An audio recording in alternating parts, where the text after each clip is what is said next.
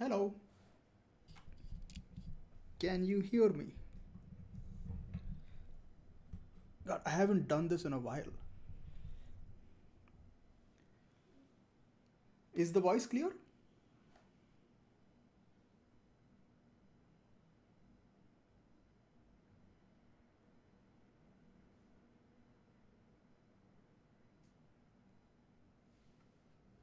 Oh, perfect.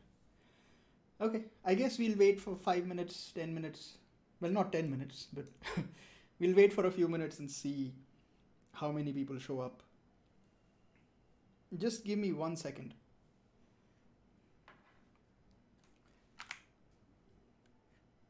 Okay. Yeah, I need to find my. Okay, my phone is somewhere else.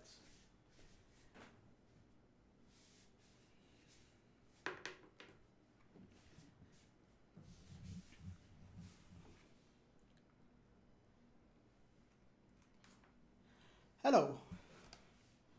Long time.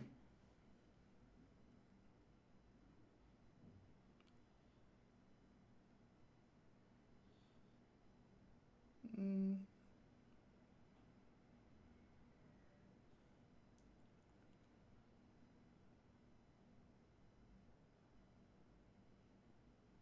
yeah, I'm just sharing it on different platforms right now.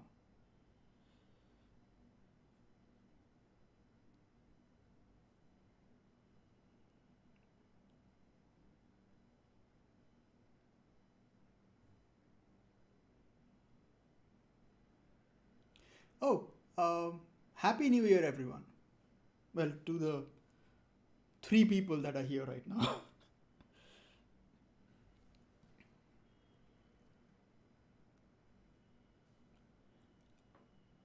uh, yeah, I'll share the um I'll put up all the OSL stuff that I have. I was going to do OSL in this stream, but I think I'll do another stream just for OSL. Happy New Year. Just a second.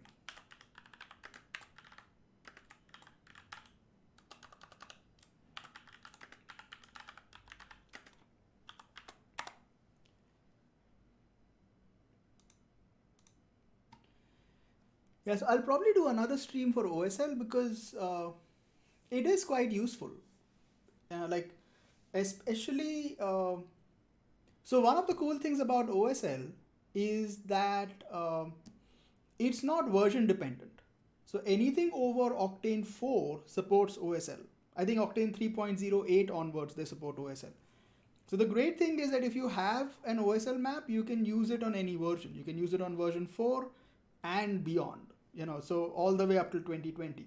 So if you have like a layer map that you want to that you found somewhere, you can use it in a previous version of Octane as well. It won't be a problem. So yeah, OSL is quite useful. I will use a little bit of it in this video, but yeah, I'll probably do another live stream for OSL.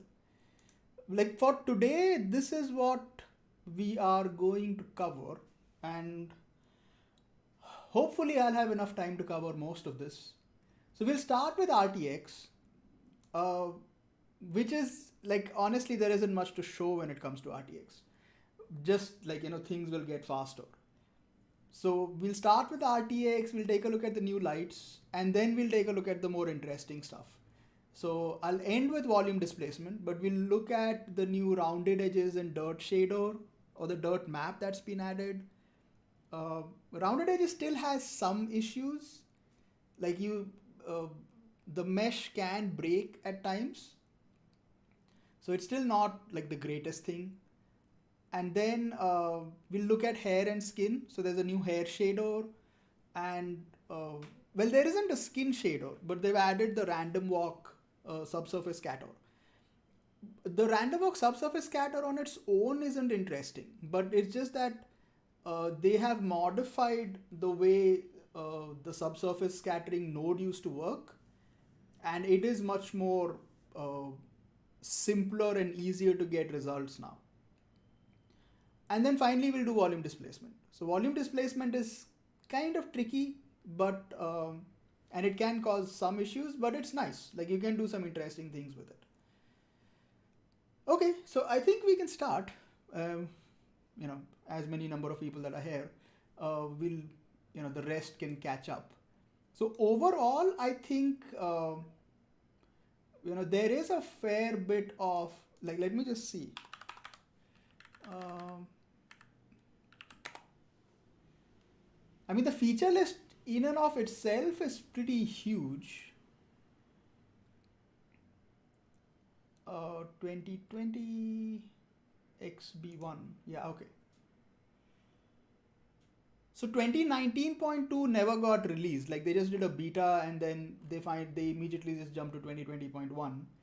Yeah, so you have so the Maxon GPU noises are now available as an OSL map. So they're not directly inbuilt. They're usable. You get an OSL file. It's not very big. It's like a 6 MB OSL file. I'll share that as well. What you can do is if you download the Cinema 4D plugin, there's a folder in there called OSL scripts, and there are a ton of really useful OSL files in there, which you can just download and use them in Houdini. They'll work in Houdini, no problems. So that's quite useful. RTX is the one that most people are sort of interested in, but you need a newer card for it. Like anything over 2070, I guess, supports RTX. So yeah, you need that. Particle attributes finally work. Strand hasn't been added as yet, so that is still in the works. The universal camera hasn't been implemented into Houdini as yet, so I'll do another video for it. Like I won't do it today. It is very, very nice though. Like if you are into like I am someone, I like to do as little post work as possible. So the universal camera is a great thing for me. So I will do another video for it. This is still in development. I have no idea where it is. This Houdini Solaris support. Right now, I have RenderMan, which works for Solaris or LOPS. I have Arnold. I haven't installed Redshift as yet, but Redshift also has. They all have issues. Like they all have some things they support, some things they don't. They are a little buggy. So right now I'm not even using Solaris. This I have no idea how it works. So I haven't even looked into it as yet. You have rounded edges, which is nice. Sculptron is interesting. It's a separate sculpting software, but primarily for sculpting volumes in VDBs, and you can also sculpt on animation data. So it's primarily like you are animating a sculpt, something like that. But I haven't tried it as yet. So I should do a video for that, but let me try it first. Okay, so we're going to take a look at the subsurface scattering improvements. We'll look at the hair. We'll look at the volume sample displacement. We will look at the area and sphere lights, and then the new universal dirt system. I have no idea what to do with Vectron volumes, so it's not something that I haven't gotten around to doing anything with Vectron. Like I haven't found a usage for it, so I haven't really done anything with it. Okay, so let's start with RTX. Okay, so at the very basic level, right? Like let me just turn off. Hello. Okay, I'm going to turn off this thing. And so this is a like the reason I'm using this little doggy over here is just hold on a second.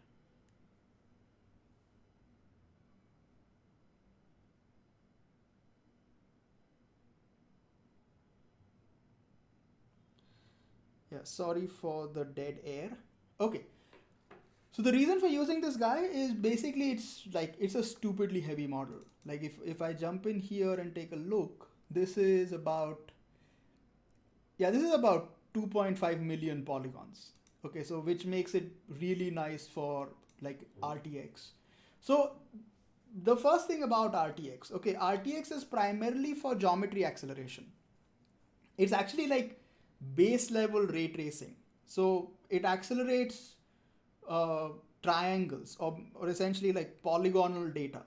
Okay, what it doesn't accelerate is it does not accelerate um, anything other than polygonal data. So what that means is volumes do not get accelerated, particles being rendered as spheres don't get accelerated, uh, hair curves don't get so anything that is procedurally generated or not polygonal will not get accelerated. Okay, so if you're just doing a cloud render, you're not going to have any effect happening with RTX. And also it does not accelerate shaders. Okay, so a simple scene with complex shaders, you're not going to get anything happening with RTX. Okay, so but that doesn't really mean that RTX is not useful, because most scenes aren't like a ball and a material on it. I mean, sure, you can have a scene like that, but most, like, you can have, in general, you have a semi-complex enough scene and you will see some acceleration happening. Okay, so even on something like this, the option is here. Like if you come into options and GPU, you'll find the option for RTX. So I'll turn it off for a second and let me hit IPR and we'll do a render. Sorry, I have turned this off. Yeah, okay. Give it a second. It takes a second to load up. Actually, more than a second. Let me just pull this slightly closer. Oh God. Okay. Yeah, something fell down. Okay, so let me just make this slightly bigger.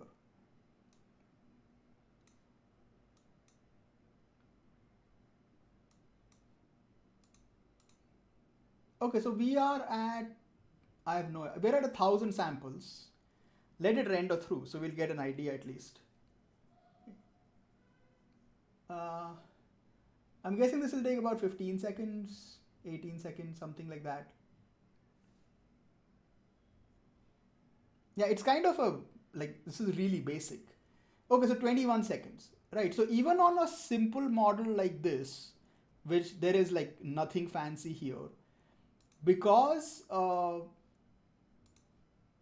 model is heavy enough, if you use RTX, you will get some acceleration happening.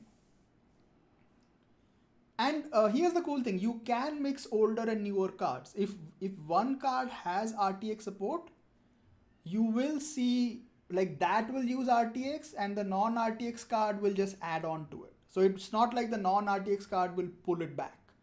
Okay, like if that is adding even 5 seconds, it'll add the 5 seconds. Okay. Yeah, so are we getting a difference? No, this is pretty much the same. 22 seconds, 21 seconds. Okay.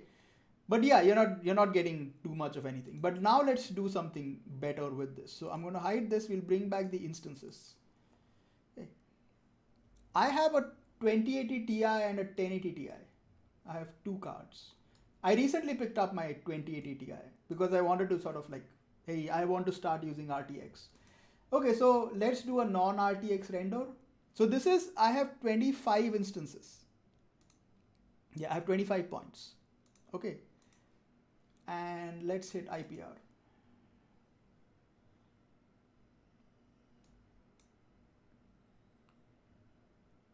Like instancing is primarily where you'll start seeing a difference.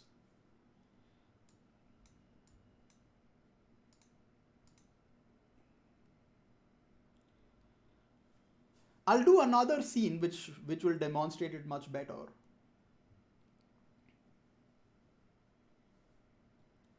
Yeah, I'm hoping something happens. Like you get some kind of an improvement here. Like it is a little tricky to figure out what kind of a scene it works on, but yeah, generally instancing is where you will see RTX sort of jump in. And the more the number of instances you have, the better it is. So okay, so this is 31 seconds without RTX. Okay, and let's switch on RTX and see if we get a difference.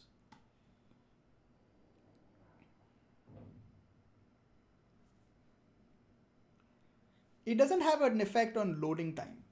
Like I haven't noticed any difference happening there.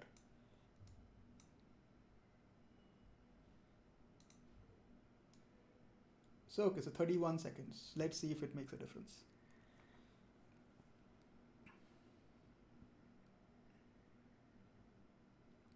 I think it will. You'll at least probably get like a 6 or 7 second difference. Yeah, there you go. So you get a 7 second difference, or about 8 seconds. So this is 23 seconds, that's 31.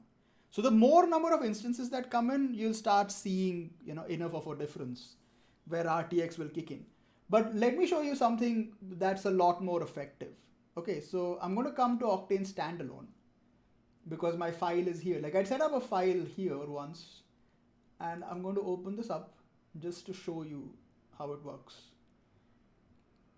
So this is a heavy scene. Like this is, actually it's not heavy. The flower and the clover models are very light, but I have over 1 million instances. Okay, like if I switch on, let me just check the preferences first. Okay, so I don't have RTX right now. Okay, so if I switch on render target, you should be able to see. So if you can read down here, or actually hold on, let me just come to the scatter. So this is about 900,000 instances, and this is another 160,000. So you're looking at about 1.5 million. And if we look at this, this is about 1 minute 13 seconds. You can see the render time down. It's too small, but I'm hoping you can see it. Yeah, let me just close that a little bit. Okay. Yeah, so that's about 1 minute 14. Okay, I won't render it through, but that's basically it. Okay, now let's turn on RTX on this one.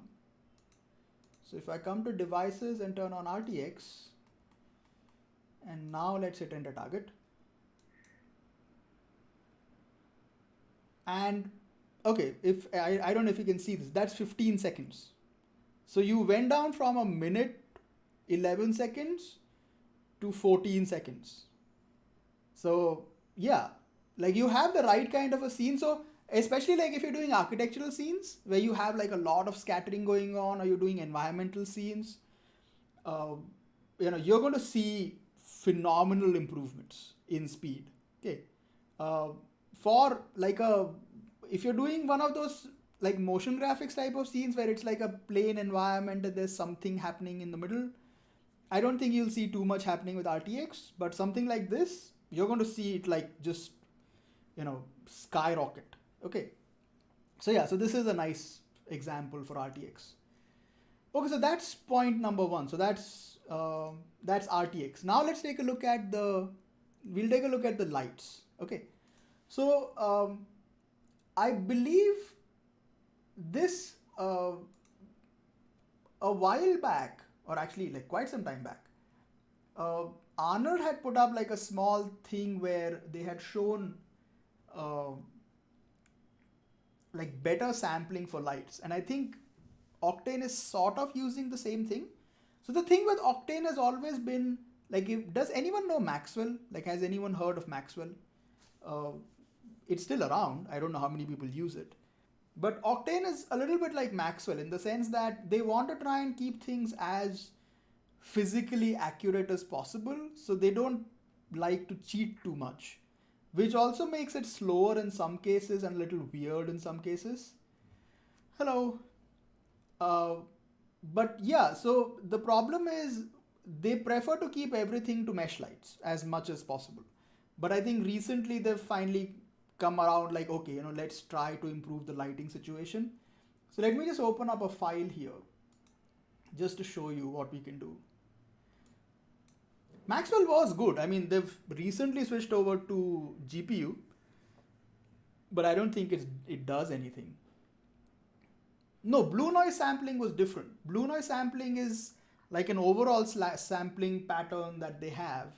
This was specific sampling for single lights. But blue noise sampling is phenomenal. Like, I really admire that thing. I have no idea why no one else has ever tried implementing it. It makes, like, you can get very clean renders very, very quickly, Okay, so just to sort of go back to something standard. Okay, so I have two lights here. So default, the thing to understand is, oh, don't check out, it's pretty slow. The GPU version of Maxwell isn't particularly fast either. Okay.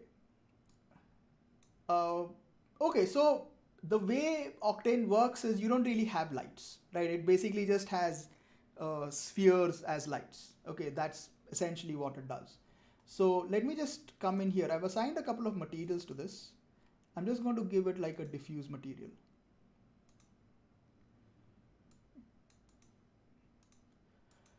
Okay, so default, so the Octane light that you create is essentially just a digital asset, and it's got like a sphere and a tube and a circle inside. It's an actual sphere. Okay, so it's nothing fancy. And let me just lower the samples, because on high samples you won't be able to make out what is going on. So I'm going to keep it to 10 samples. Okay, and just to show you, oh, it would be very cool if they're looking into blue noise sampling. That would be fantastic. Okay, I really like that. Okay, so let's just hit an IPR here just to see what we're getting. Okay, so this is 2 sphere lights and 10 samples. Okay, talking about render time here, but the samples, and I have 2 light bounces if I am not wrong. Hold on. Path tracing, yeah, I have diffuse depth of 2. Okay, now let's do a snapshot of this.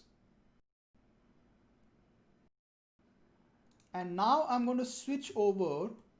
So if you're looking for them, where exactly are the new lights? Look for Spectron light. And in Spectron light, default it creates like the spotlight. You come to the light option and you'll get quad and sphere.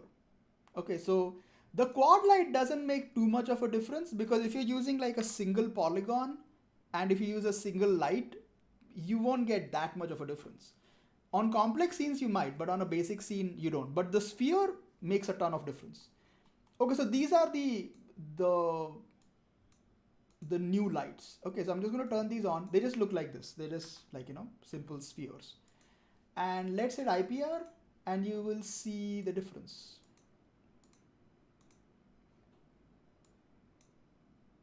Hold on a second.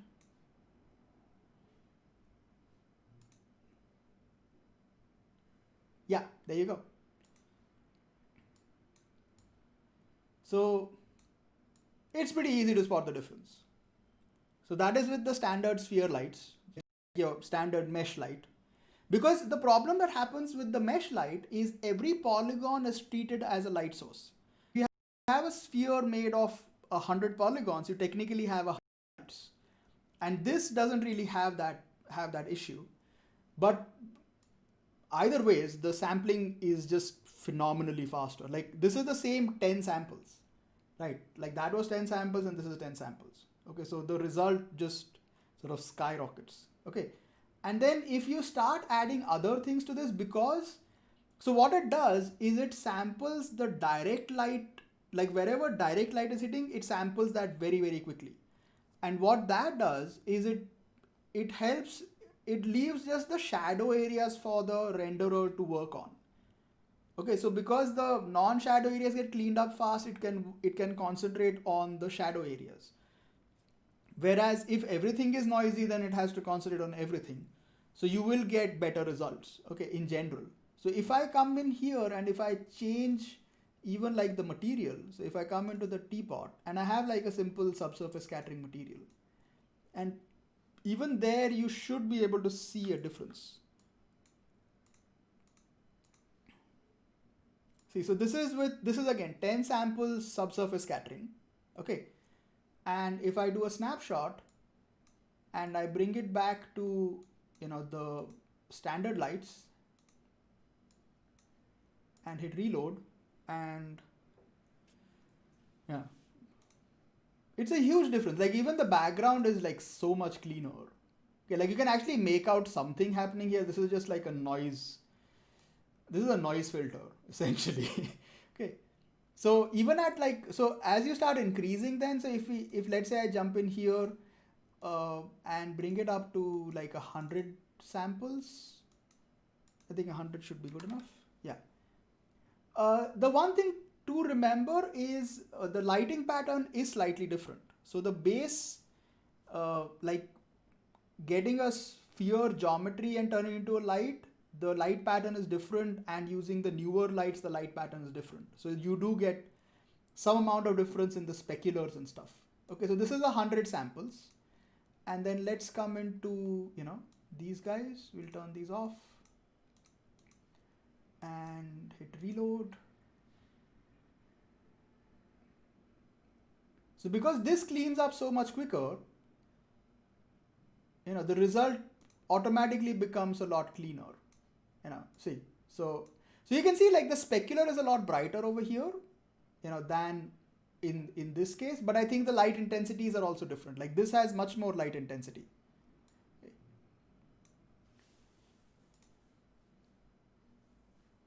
So hold on, where is it? Yeah, so the new lights, like if you're using, in general, I would suggest using the newer light sources. Like it will give you far better results or far cleaner results than what you were getting. So this isn't even like in version 4, they introduced that AI light stuff, which I'll demonstrate at some other point in time. But this is not even that. This is on like a single light, you get tremendous sort of speed ups. So yeah, I hope they add more light sources or light shapes at least, like the basic ones, like a cylinder, a disc, maybe a torus.